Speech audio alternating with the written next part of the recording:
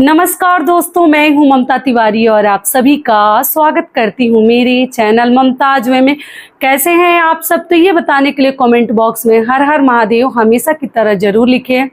तो चलिए दोस्तों, आज हम इस वीडियो में जानेंगे मार्गशीर्ष महीने का और अगहन महीने का अमावस्या कब है, अमावस्या तिथि कब से प्रारंभ हो रही है, कब समाप्त हो रही है, स्नान दान करने का शुभ मुहूर्त क्या है, और अमावस्या का जो लोग व्रत रखते हैं या पूजा पाठ करते हैं, अमावस्या के दिन दान तर्पण करते हैं, हमें कब करनी है।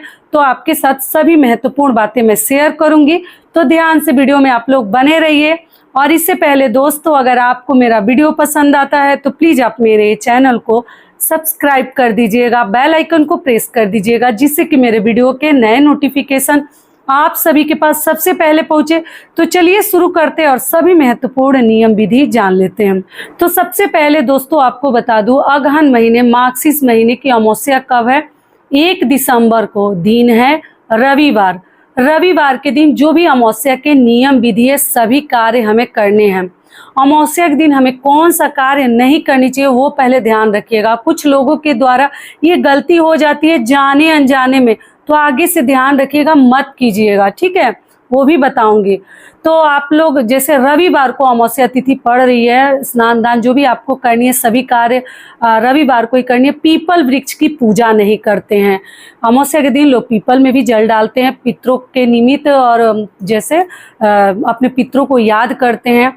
रविवार का दिन है, तुलसी में भी हमें तुलसी जी में भी जल नहीं डालनी है, और पीपल वृक्ष में अलक्ष्मी का निवास हो जाता है, तो आप लोग मत डालिएगा जल, ठीक है। और घर में जो भी नियम विधि है, सुबह सवेरे हमें स्नान ध्यान, अगर गंगा नदी सरोवर आसपास है तो जरूर जाइए, नहीं है तो गंगा जल मिश्रित जल से भी आप लोग स्नान कर सकते हैं। और उसके अगले दिन से आप कोई भी नया व्रत शुरू कर सकते हैं। शुक्ल पक्ष तिथि शुरू हो जाती है, प्रतिपदा तिथि बता चुकी हूँ, तो अमावस्या के बाद ही करनी चाहिए।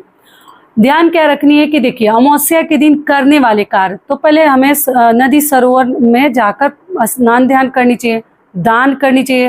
अमावस्या के दिन कभी भी किसी भिक्षुक भिखारी का अपमान न करें, अपने दरवाजे से ना लौटाएं, किसी का श्राप वगैरह ना लें, जीव जंतु को ना मारें। तो ये सब कार्य अमावस्या के दिन हमें नहीं करने। करने वाले कार्य में हमें दान वगैरह करनी है। पितरों के लिए आप हल्के रंग का एक माला भी चढ़ा सकते हैं, एक दीपक प्रज्वलित करके उनके फोटो के सामने रख सकते हैं। ध्यान क्या रखनी है कि जैसे उनको भोग नहीं लगानी है। कुछ लोग ये गलती कर जाते हैं, पितरों की फोटो वगैरह रखते हैं, वहाँ भोग लगाते हैं। जी नहीं, पितरों को माला चढ़ाते हैं, दीपक प्रज्वलित करके रखते हैं, भोग नहीं लगाते हैं। अगर आपके यहाँ लगाया जाता है तो आप लोग देख लीजिएगा, बाहर में पशु पक्षियों को आप खिला सकते हैं, पितरों को याद करके। बाहर में भोग वगैरह लगाया जाता है जहाँ दान तर्पण वगैरह किया जाता है, लेकिन घर में भोग नहीं लगाते हैं। कुछ लोग जैसे कुछ भी पकवान वगैरह बनाते हैं ना, उनके फोटो के सामने ले जाकर रख देते हैं। जी ऐसा मत कीजिएगा। बाकी आप लोग अपना देख लीजिएगा, कुछ लोगों को अच्छा ना लगे, इसलिए मैं पहले ही बता दे रही हूँ।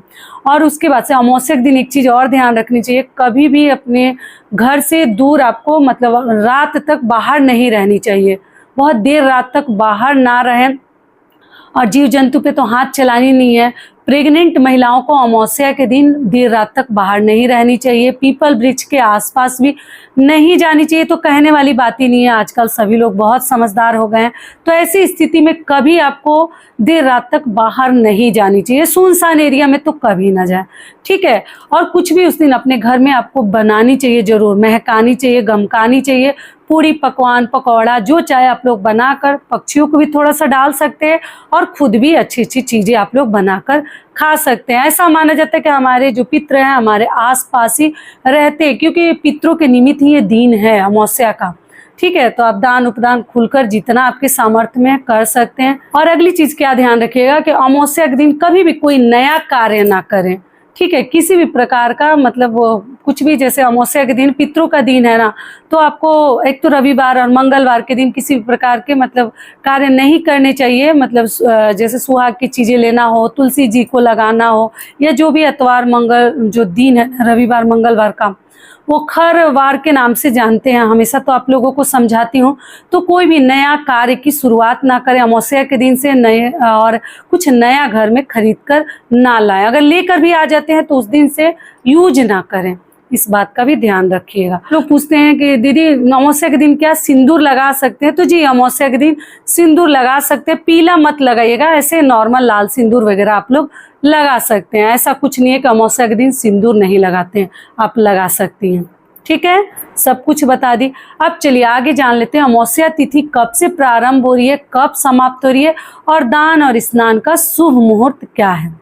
तो आपको बता दूं, अमावस्या तिथि प्रारंभ हो रही है 30 नवंबर 2024 दिन शनिवार को सुबह 10:29 पर, और अमावस्या तिथि समाप्त हो रही है 1 दिसंबर 2024 दिन रविवार को सुबह 11:50 पर अमावस्या तिथि समाप्त हो जाएगी। तो 1 दिसंबर को हम अमावस्या तिथि मनाएंगे।